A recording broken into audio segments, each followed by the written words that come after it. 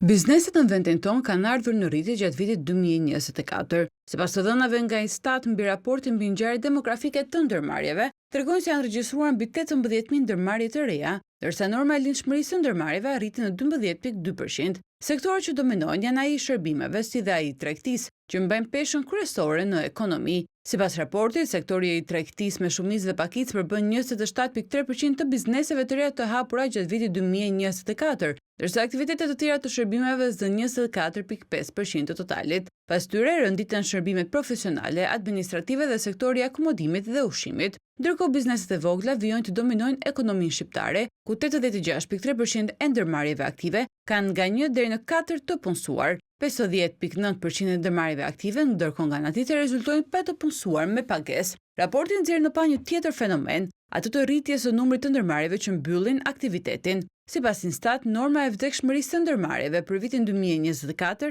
arriti në 10.8%, duke reflektuar vështirësitë që hasin kryesisht bizneset e vogla në treg. Sektorët më të prekur nga mbylljet rezultojnë të jenë akomodimi dhe shërbimi ushqimor, si dhe aktivitetet të lidhura me shërbimet. Të dhënat tregojnë gjithashtu se ndërmarrjet më të mëdha dhe ato të lidhura me teknologjinë, informacionin dhe komunikacionin kanë norma më të larta mbijetese në treg. Sipas Instat, dinamika e hapjes dhe mbylljes së bizneseve lidhet ngushtë me zhvillimet ekonomike, konsumin dhe klimën e investimeve në vend.